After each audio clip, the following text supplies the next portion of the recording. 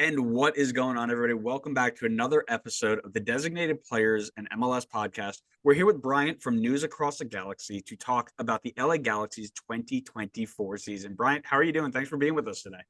I am pretty good. I actually took a cold shower, so I feel very alert right now.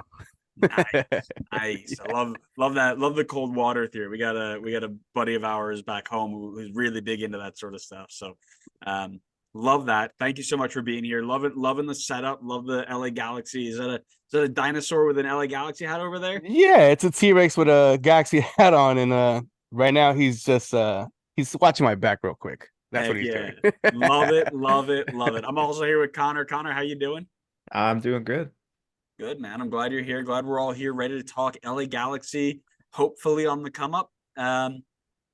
It's going to be a big year. Lots of movement, lots of people in. But before we talk about any of that, of course, we got to talk about Scarf of the Week like we always do. Bryant, what are you running with today? I am gonna run with the 2011 LA Galaxy Championship scarf.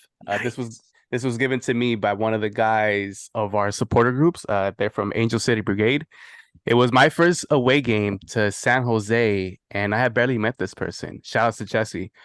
And we just started chopping it up, and he just said, "Hey, here you go." I was like, "What is this?" It's a scarf. So I looked at it, and I was like, "Oh, it has a title year and everything." So yeah, this is a treasured possession of mine, just because somebody from the actual supporter group gave it to me, and yeah, I've been cool with them ever since. So that's that. Love that. Love it's always you always remember the first, you always remember the ones with the special attachment to it. So Yeah, of course. yeah, great story, great scarf. Connor, what are you rocking? That worked perfectly because it makes my scarf look a little less random, just a little bit. Because I also brought out my first scarf. Um, has really like no tie to the Galaxy. I just don't have a Galaxy scarf, and really like the closest scarf I had that tied to the Galaxy was a Quakes one, and I'm not gonna bust out a rival scarf while talking about the Galaxy. So I'm an Atlanta fan, so I got my Atlanta scarf out. This is my first ever one.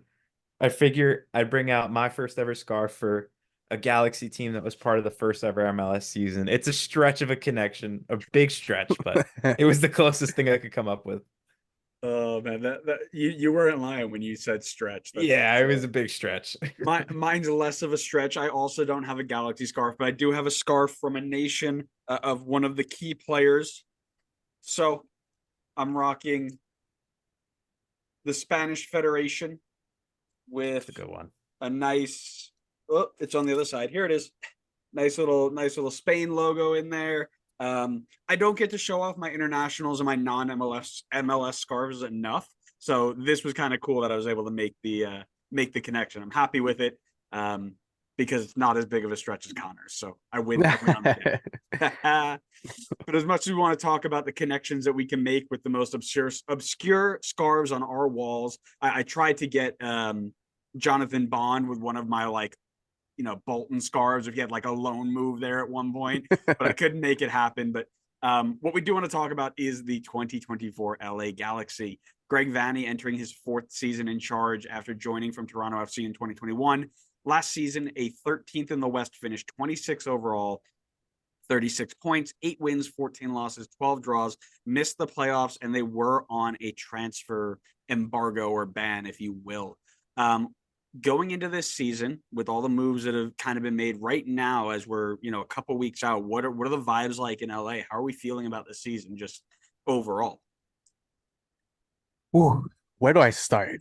Um, well, last season was a very strange season. Just not just for the team overall, but just with the fan base as well. Not sure how close you guys are to the what's been happening behind the scenes with the LA Galaxy. Last season, we had this whole movement of having one of our front office guys, the hashtag of him being out, and so there's been a lot of pressure with the supporter groups, the fans versus the team, coaches. So last year ended up in a disaster. I know towards the end of the year, the LA Galaxy had somewhat of a push where they were trying to sneak into that playoff spot and maybe make a run at it. But I mean, by that time, it was too late.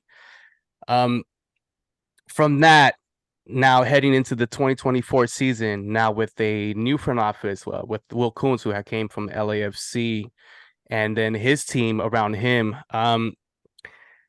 For me personally, I'm still I'm not convinced that anything is going to be positive this upcoming season. But in the contrary, I go online, I go on X / Twitter, I go on Instagram, and people seem to be very excited just because from what the old regimen of the front office, what that was, it's no more. So now people are more hopeful and want to have a positive take on this upcoming season. I really don't see it, but as far as how people are feeling, there's a lot of positivity, just not from my end. I'll say that much. Interesting. Well, we're going to dive into some of the reasons why you might be feeling like that and why other people might be. We'll also add on some of our thoughts as well. I guess we should start maybe with a little bit of the positive. There have been a lot of additions after you had an off season, if you will, where you weren't allowed to sign anybody. Now you've gone in and started doing some work. Who do you think is the best addition they've brought in so far?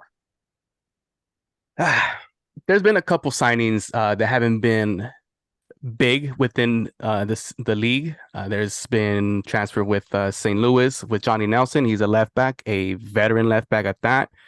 Miguel Berry from Atlanta. We were able to acquire him through some deals, and he's another league veteran. Those aren't names that really jump out to you as as an MLS fan. The one key signing that we did do this season, and we've yet to see him practice with the team, is one Gabriel Peck, a 22-year-old Brazilian. He's a right winger. He's left-footed. He was signed to a young DP contract. He's been probably the biggest up so far, and we can't really say much to that because this team is still trying to look for more players to bring in and have a complete team. He plays for the Olympic team right now. His last game is going to be on Sunday against Argentina, and we're hopeful that after that we'll be able to see him acclimate himself into the roster and maybe get some continuity with the team. That could be exciting, but I'm still very hesitant because in these past years, we've had quote unquote big signings. One would be a Kevin Cabral that did not work out. It did not pan out with us at all. And so I'm still a little cautious into buying into Gabriel Peck. I know he was a big part of his former club with Vasco da Gama. He was a key component of that club being promoted once again to the first division, because it seems like 2 seasons ago they were relegated to second division, and he was a big part of them coming back up. So there's a lot of positives there. It's just because we've been burned before by these quote unquote big signings. I still very hesitant to buy into this player. Now, a lot of people around the LA Galaxy are very optimistic on this player. One, because he's Brazilian. That nationality has a lot of weight when you talk about players, not just in MLS, but just around the world. And so people seem to have their high hopes with that. I'm not very hopeful, especially because of what I just mentioned. And the thing is, for me, the minimum that he could do to kind of show that he has something is maybe score 7 goals and 4 assists. That's the minimum. And that's not saying much because the LA Galaxy wasn't really doing much offensively last season. We had an injury with Chicharito, and then Douglas Costa didn't decide to show up to like the end of the season. And so it's very hard for me to be optimistic with this signing. I mean, he's 22. I guess that's a plus. So I'll leave that at that. Nice. I your cautious optimism is very interesting to me, because I feel like every time everybody looks at the Galaxy, it's like one signing and they're back. So to have that kind of reserved thought process is very, very interesting. But I'll ask Connor what you think your best addition is. So before I jump into my pick, I will say, as an Atlanta fan, I've been right there with the the same mindsets of the big signings. Atlanta is definitely not afraid to go for that big signing as well. And I totally get the cautious optimism there, just because I've seen the team go and get a Thiago Almada. And I've also seen the team go and get South American Player of the Year, PT Martinez. So it's hit or miss. It's I feel like a lot easier to miss because the expectations are so high. All that being said, I was actually pretty close to going for Miki Yamane here, the right back out of Japan. I really like that signing, but I did also go with Peck. Galaxy love a big money splash, and Peck is the big money splash this offseason. Someone correct me if I'm wrong, but I do believe he's now I think the 10th most expensive MLS transfer ever. So it's setting the expectations high.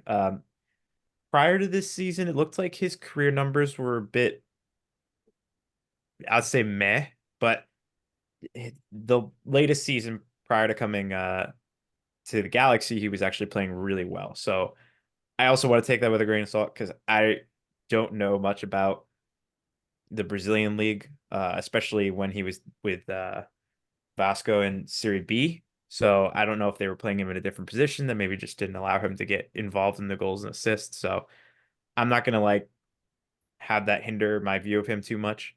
Um, what I think is really encouraging is the fact that he is coming off of his best season in his career. So not only are you bringing someone in with a lot of potential who's still really young, but he's coming in form. So I think that's definitely encouraging.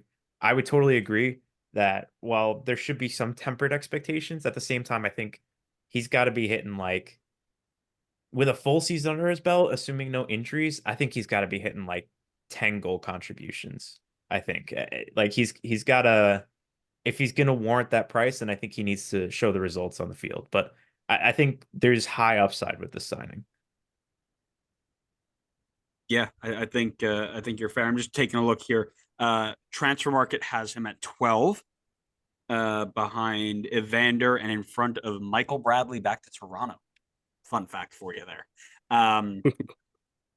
I have noted here that Gabriel Peck is the obvious choice, and I think you guys have both put really great points out there about him, right? Making sure that he has the expectations that come with the 12th most expensive signing in league history. But I actually wanted to talk about a different player, and that is Miki Yamane. Very thin at the right back spot when Caligari wasn't made permanent. Leardom was released. And he comes in with a ton of really good experience and a lot of ability. His resume, his CV looks really good. And he seems like he'll just be one of those guys that you can just plug and play, and there won't be any drop off from what you expect out of what you had last year. There might even be a step up.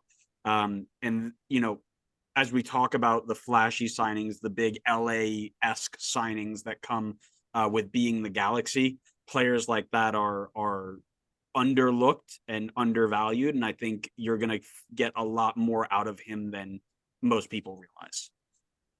And I would have to agree with that. We've had a couple preseason games where we got to see him play a little bit, and you could tell right away, just that he knows how to play the game. And it's actually a relief to see, since the LA Galaxy haven't been really good at defense. I don't know if you guys noticed. I think they got scored on like 56 or something goals last season, and so we do need a lot of help on offense. I mean, on defense. But on the contrary, when you could outscore teams, I mean, the defense, you could lack there a little bit, and so that's why I picked up Peck. But yeah, Yamane is definitely a piece that we desperately. Yeah, y'all are going full MLS 4.0 there. Score as many as you can, hope it's more than the other team, and just have some fun with it, right?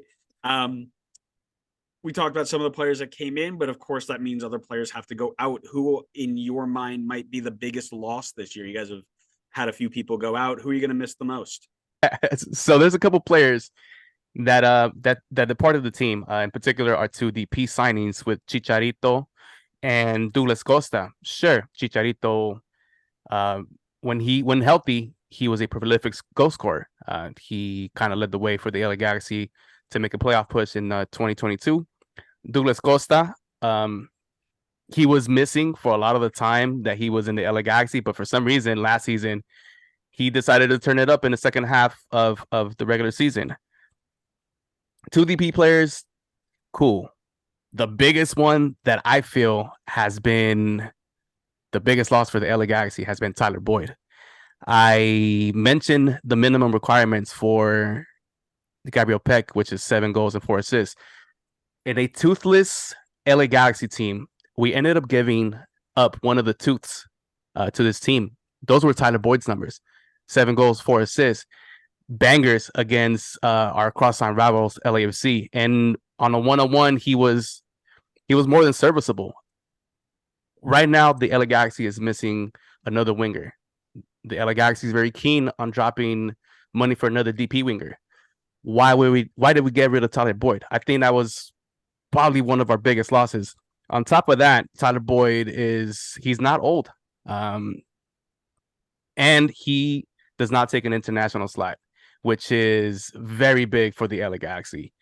I think the next signing that the LA Galaxy needs to do has to be a home run, and it has to be to fill that slot where Tyler Boyd was at.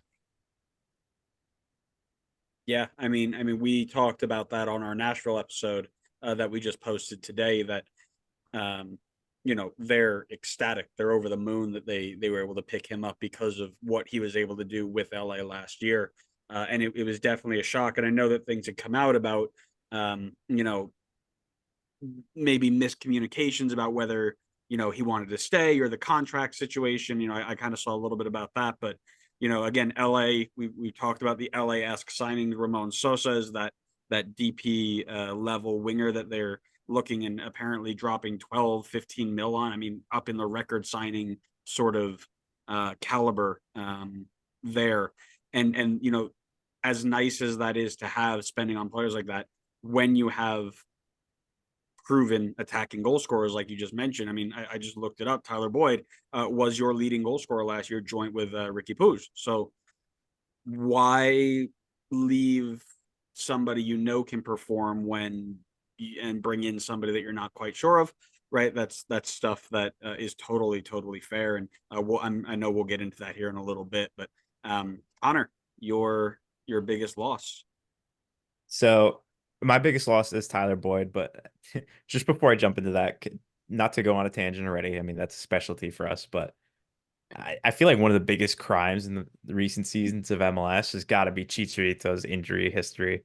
Oh my God. When he was healthy here, he was banging goals, like 17 goals in I'd say almost like a little bit more than half a season. Like he would have cleared 20 easily if he had a full season. And then 18 the year after that too.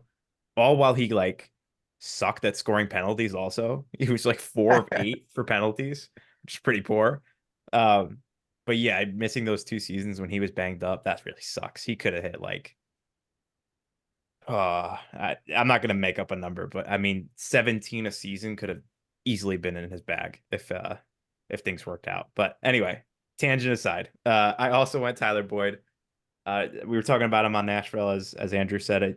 His contributions in a down season were really good, and my expectations for him were pretty low going into the season, just because I know he had a little bit of hype and a little bit of reputation to him because of his time in Besiktas before he came over, but that was like 4 years prior to when he came over last season, and so my expectations for him were a bit tempered. I wasn't really like super high on it, but man, he blew him out of the water. He was great for Galaxy last year, and I think they're going to miss that impact this year, especially out on the wings. Although, granted, it looks like they're splashing the cash to replace them on the wings and bring in some really exciting young players. So maybe right now you might be saying like, oh, we're going to really miss Tyler Boyd. But if Sosa comes in and Peck as well, I mean, maybe you won't be missing them as much anymore if those guys hit the ground running.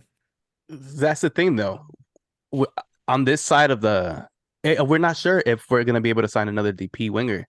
And one of Tyler Boyd's best ability was availability. He played a lot of the games last season, and that's, being a team that was riddled with injury, he was available most of the time. And you need that as, if you want to compete in this league. And so that's that's where the question is too. Are we going to be able to replace that? And still not sure. Yeah, I hear you. That's going to be tough to replace. Not only the goal contributions, but the minutes, like you said, 2,300 minutes just in the regular season last year. That's not easy to find someone that can stay healthy and play that many Yeah, minutes like that. yeah, exactly. As there were only two other people who cleared 2,000 last year, and one of them was your goalkeeper. So that goes to show you how you were going. I think Tyler Boyd is one of the more obvious answers outside of your designated player striker who was injured, and I went with an odd one off. Billy Sharp looked like the perfect super sub, sort of, and I'm sorry to use a San Jose reference here, but a Goonies never say die type of striker where you're down by one, you're just gonna toss this guy on and start tossing into the box, and Alan Gordon esque just go win the ball. 6 goals in what, little over 700 minutes. He had a hat trick at one point. I mean, the guy just was in the right spot at the at the right time, and when you're throwing the kitchen sink at it, you're relatively thin at striker right now with Joveljic and Berry up there. He gives you something different than those two did. I didn't know what sort of contract he was on, and I don't know what would have been enough to bring him back on something that they would consider a team friendly contract. But I think it would have been nice to have him as just a 15-20 minute a game guy. But we'll see how that plays out. They did bring Berry in, so I don't think he's the biggest loss per se, but he's different. So figured I'd throw him in there. Yeah. Go ahead. Oh, sorry. I was just going to add in a quick thing. I feel like maybe a reason that they may have let him go is I would imagine he takes an international slot. So maybe they just wanted to free up an international slot to bring in some new guys. Yeah, that's actually what I was gonna say. There was some a little bit of controversy on how he got let go. Don't want to play too much into that, but I mean, yeah, the international slot is a very important piece in just MLS in general. And so if the team is still keen on getting the winger, I mean, it had to happen. I was pretty sad to see him go because, like you said, off the bench he was Alan Gordon-esque, and I have great memories with Alan Gordon coming in and scoring some goals for the LA Galaxy, and he could have been that guy. So it was a sad moment, but it is what it is. That's right. Well, with all those players on the way out, there is room for certain players to step up and break out almost, right? Become way bigger than anybody would have expected them this year. Do you have somebody on the top of your head that might be that player? There's a couple. The obvious one would be Ricky Puig. He's talked about MVP and all this before. It didn't happen last season. This season, he's changed his number to the number 10, which in the game of football, it weighs a lot on the pitch. He's also the face of the team. He's tied for most starts in 2023, and he has all these accolades, but it's not going to be him. I could say Jalen Neal, but Jalen Neal doesn't seem like he's going to be healthy anytime soon. The person I will say, and you mentioned him earlier, is Dejan Joveljic. We don't have Chicharito anymore. We don't have any depth at the forward. He's the only guy. And the way that the LA Galaxy seems to be constructed, it seems like they want to have the front three be the head of the team, the three-headed monsters. Right now we have Peck. Right now we have Joveljic, and we're still missing one. Joveljic last season did not have a really good season at all. The LA Galaxy fans love him, but it just seems that every time that he gets a start, he doesn't bring what he did when he would come off the bench. In 2022, he would come off the bench and he'd score 11 goals in the season. 2023, Chicha went down. He started getting more starting minutes, and he only scored six goals. Of course, it may have been due to the style of play that Greg Vanney wanted to play, but now in this upcoming season in 2024, now they're giving them the keys and letting them go and be the best he can be. He's also looking to stay on the international team with Slovenia. So I think he's going to have a breakout year this season because the LA Galaxy is still holding on to that DP slot. And what if come summer they don't sign a winger and they replace him with another striker? So it's really on Dejan to have the best year he could have in MLS as an LA Galaxy player. I like that one. I remember Super Sub Dejan was something else. 2022. Like you, yeah, 2022 Super Sub Dejan was different. But I also have an obligation to do a formal apology for Ricky Puig not winning MVP last year. I have this thing where I end up cursing players with my predictions. So at the end of this whole preview series we're doing, we're going to do our bold and award predictions. And I may have said that Ricky Puig was winning MVP last year. I also said Kip Keller was going to be a top 10 center back. That didn't work out very well. So I take personal responsibility for that, and I am sorry. So it's your Connor, fault. It is. Yeah, and you're off I have predictions this year. Yeah, Spare the league, please. My predictions are going to be that New York City is going to win the treble. Connor, your breakout player.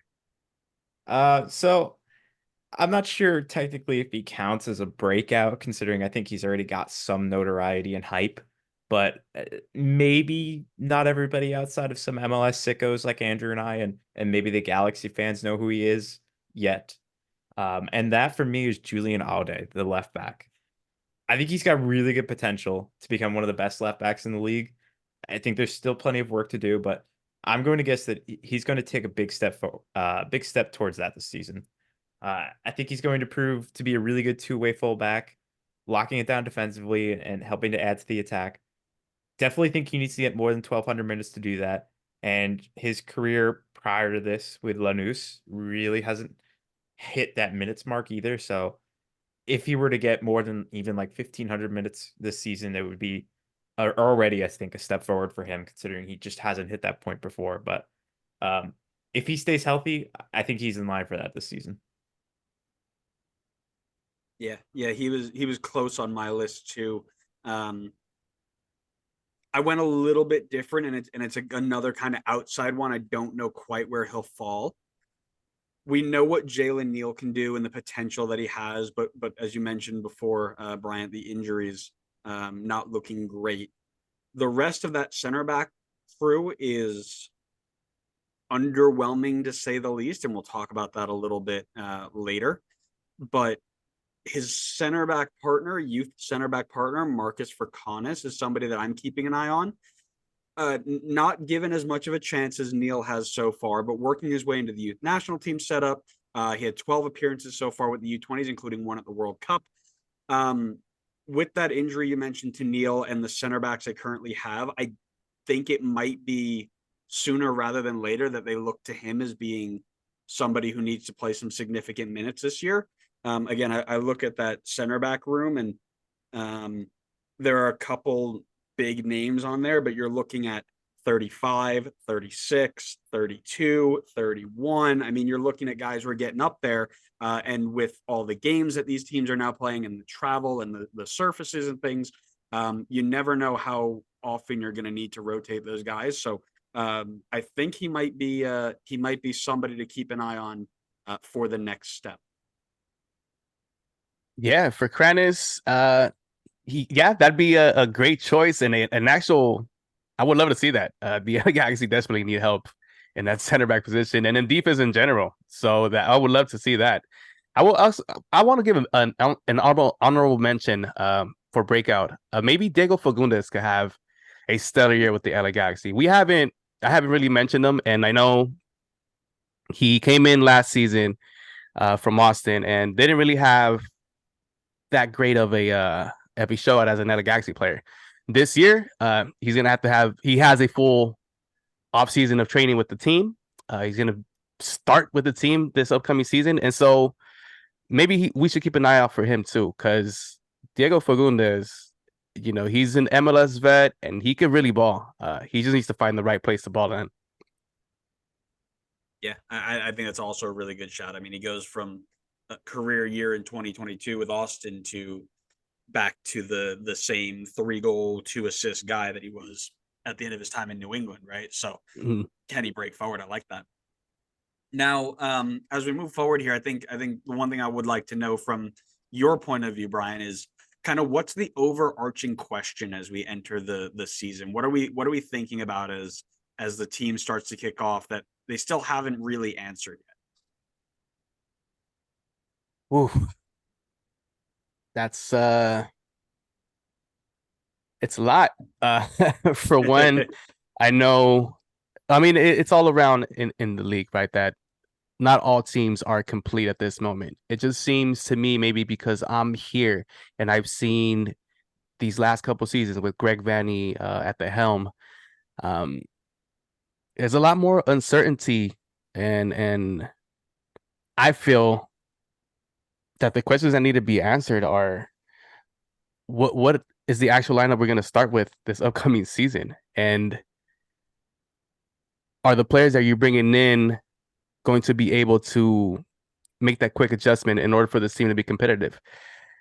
That I don't know. Now, we just got to be honest with ourselves as Galaxy fans. This is a rebuild year. We shouldn't be expecting anything big, not even a playoff push, to be honest. Even with the full healthy team, I still have my doubts, and not just the players, but in Coach Vanney. That's my biggest question with this team. Coach Vanney, can he get them to where they need to go? And we've seen 3 seasons. I know last season there was a lot of injuries, but we've seen the prior two, and I don't see it. I'm not convinced that Greg Vanney's the guy for this team. And I would say that that's probably the biggest factor in this whole thing that's happening with the LA Galaxy. Yeah, I think that's a super fair point, and I've heard that kind of rumbling around as well. Is he really the guy? And I think now that he's not handling two jobs, I think he'll be able to focus a little bit more on what's going on. But definitely a fair shout. But Connor, I'll send it over to you. What's your one question for the season? So I think we talked about it a little bit already, but my question for this season is there pressure on Peck to perform immediately? And by immediately, I mean like basically just this first season. And the reason I'm kind of wondering that question is because, the Galaxy obviously struggled a lot last season. I wonder if there's any pressure on him, like, hey, you're the big money move to try and help save us here. So I'm wondering if he's going to maybe feel any of that pressure to go out there and have to perform immediately. Obviously, this is LA. It's a similar situation to New York where, you know, MLS maybe doesn't get the same level of press as other sports in the US, but it's still LA. It's a big market. There may be pressure from like a media perspective for him to perform as well. So I'm wondering, if there's going to be that pressure on him and how does he react to that?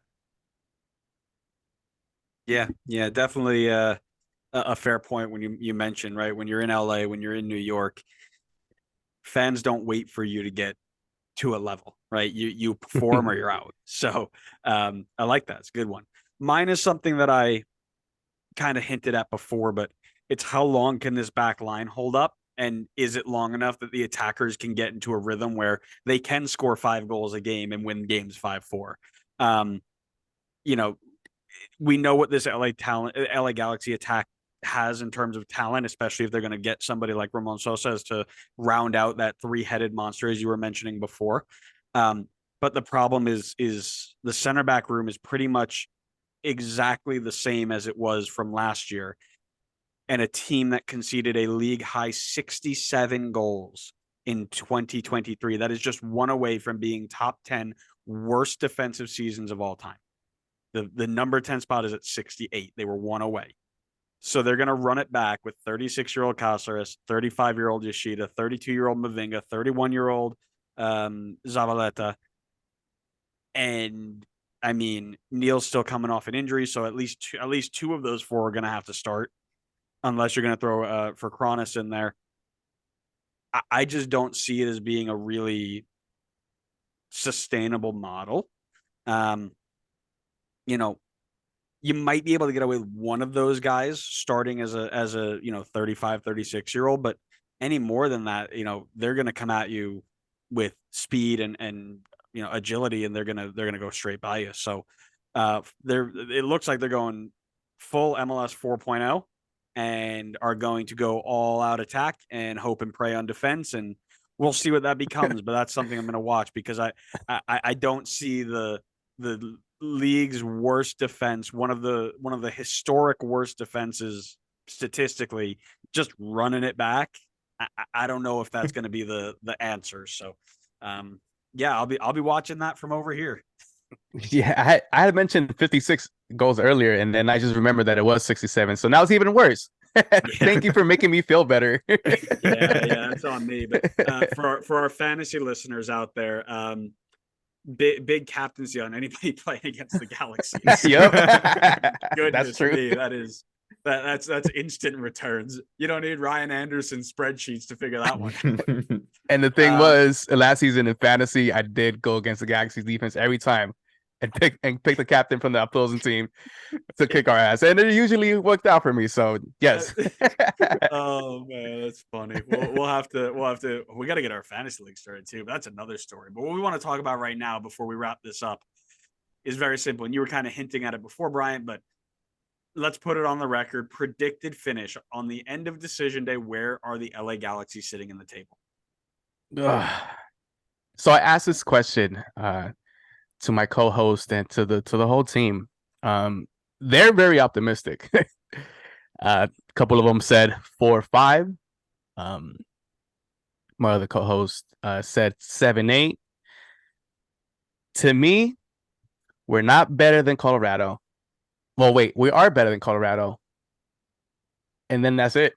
I think we land in the same place. 13. If things go well, 12. I'm not bought in. The roster is not complete. We haven't seen Gabriel Peck play any preseason matches yet. The only person that has their wheels turning on the offense seems to be Diego Fagundes, but then again, it is preseason, so take that with a grain of salt. Everybody else in the West, well, I mean, we gave one of our better offensive players to a team that's now in the East, but I mean, and how are we going to come out of the West to compete in a rebuilding year? I don't see it. Me personally, 13 or 12, and that's me just being real.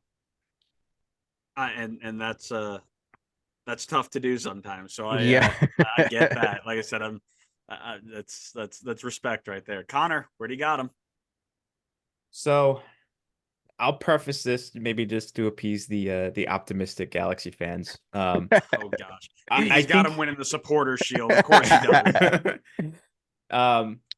I think the team is actually I see a good core when I look at this team, and I see a path forward. Whereas I'm looking at some other teams. We were just talking about Toronto today. That's a team where it just feels like a mess. I just don't see a path forward for them. I don't even know where to start with them. But when I look at the Galaxy, I see a lot of good players to build around. Jovelic, Peck. If they could bring in Ramon Sosa as well, Ricky Puig, Gaston Brugman. We love Gaston Brugman on this podcast. Mickey Yamane, Jalen Neal. Like, there's really good players to build around here. I think you bring in Ramon Sosa, and then across the summer transfer window this year and then the winter transfer window next year, you get crafty with intra-league moves to build out the rest of the team, mainly at center back, like we talked about. That's a definite area that needs to be addressed. But just kind of like fill those last holes. And then I think you're looking at potentially a really strong Galaxy team heading into next year. With all that being said, I'm in the same boat. I'm kind of in that 12 to 14 range for the Galaxy. I still think it's a little bit of a rebuild this year. Just to kind of like feel it out, let the big money guys come in, get used to it a little bit, kind of for the other guys on the team, feel out who's going to stick, who's going to kind of fall off, and be able to, find your guys to build around the star players on this team. But like I said, even if I have them at 12 to 14, I actually do feel like I see a good direction for the team. And comes out here full Tom Bogert saying how this team can completely rebuild itself and then drops them in the 12 to 14. That's mad. So the downfall of the team was the defense. We just talked about that, right? But they actually scored the 4th most goals in the Western Conference last season. They clearly know how to attack. Ricky Puig can pull strings. They're going to have a decent front three with or without Sosa, I think. I mean, you can make do until you can find a hole for there.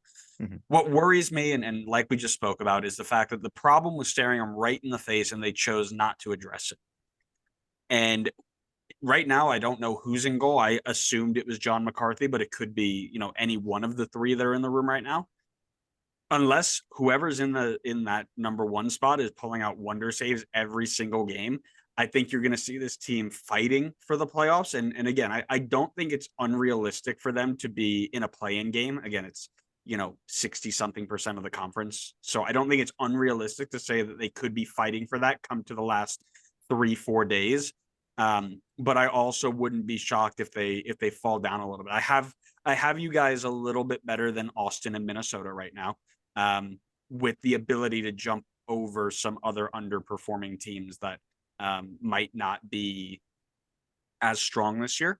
I've got you anywhere between 8 and 11, maybe 8 and 12, but a little bit higher than where y'all are at. But I don't think it's completely unrealistic for them to sneak into the play-in game if everything goes right and people stay healthy. I think you've got a good attacking and midfield line in your starting 11.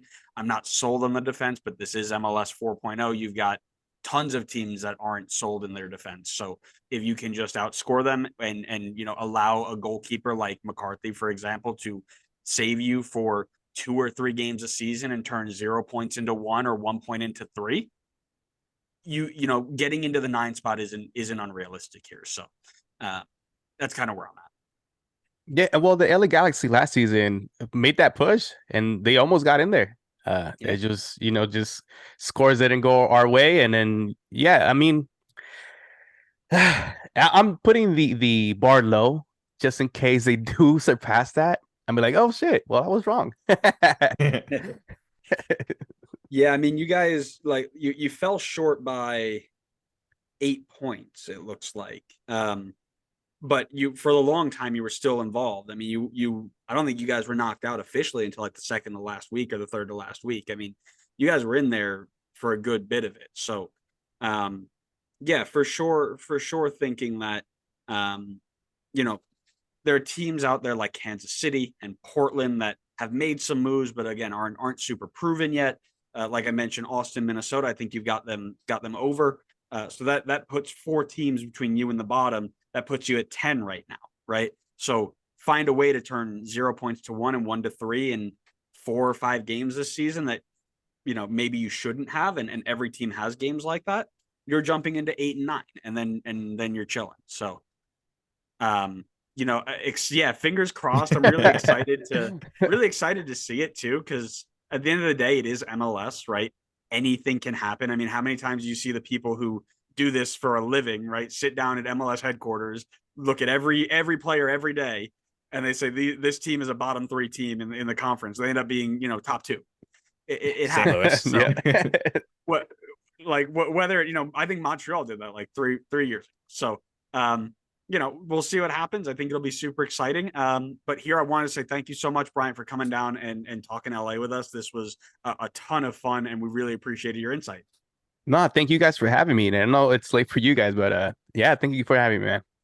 Yeah, man. I mean, listen, it's never a bad time to talk football. So that is true. That is true. We'll take that. We want to give you a little bit of time to tell our listeners where to find you. So go ahead and throw some links in there. Yeah, of course. You can find News Across the Galaxy on YouTube as News Across the Galaxy. You can find us on Instagram as News Across the Galaxy. Same thing with X. You can find us on TikTok as well, News Across the Galaxy. And just listen to us because we'd like to talk a lot of smack on our team. So, and it's always fun to do that. So, yeah. Love it. Well, guys, go give them some love. Go over there, subscribe, and listen to some things. Let them know you came from our show.